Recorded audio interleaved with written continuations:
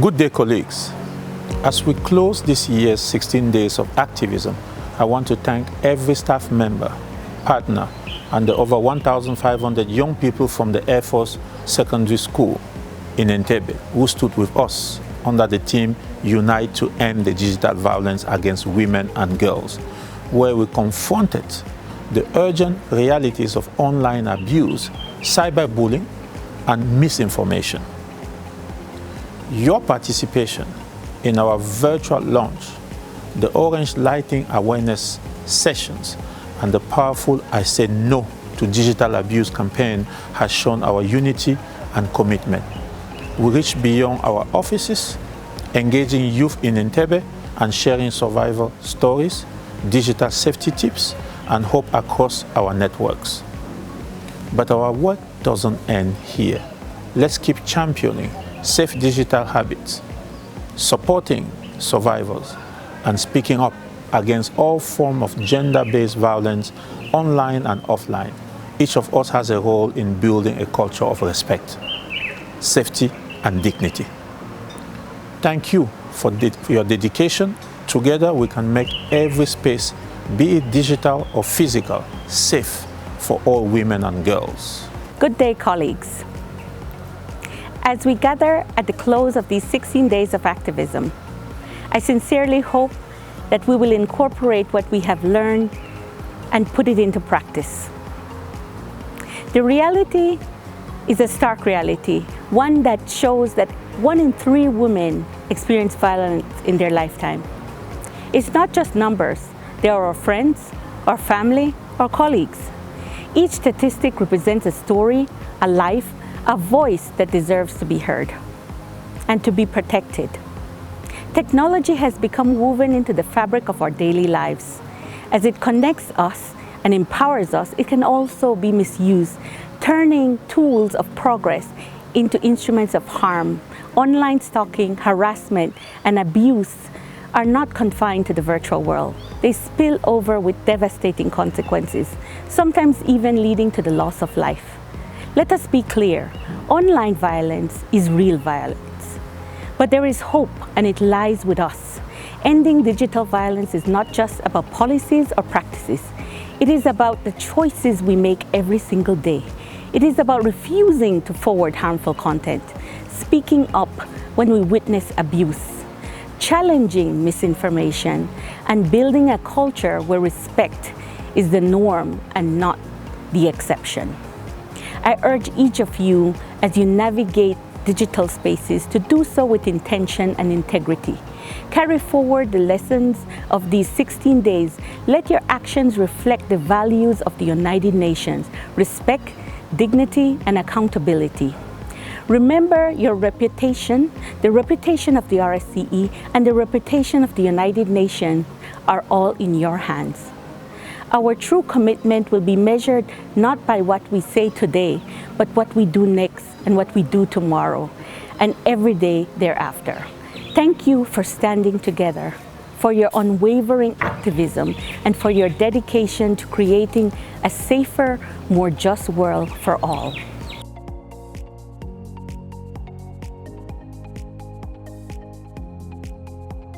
I feel that it's a great reminder to me that our journeys are different.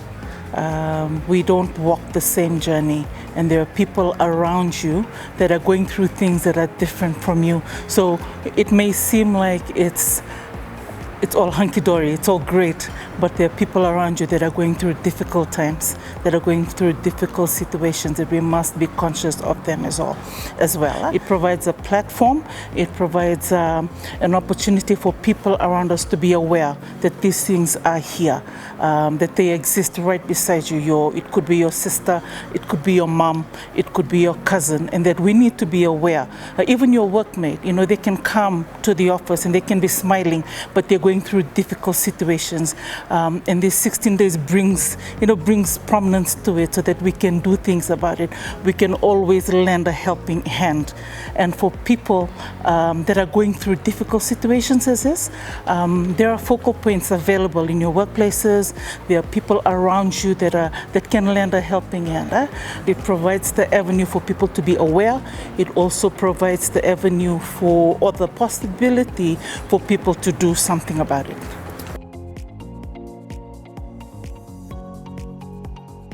Biggest takeaway for me was that digital abuse can take a toll on dignity and confidence as much as physical violence, and naming that openly was a big step forward. One thing I've learned in the 16 days of activism is that digital violence against women and girls is a serious growing issue, and it's not something that we should ignore or take lightly. We need stronger support and protection of the victims' lives and survivors. Healing is activism. We need to strongly support the mental health of the survivors. One memorable moment for me during the 16 days of activism was the lighting up of the Regional Training and Conference Center. It symbolized hope, and I think what comes to mind, I think that each of us as a UN staff member can be that ray of hope, that light at the end of the tunnel, in that dark tunnel of violence, and hopefully shine upon that tunnel to bring an end to violence of all forms.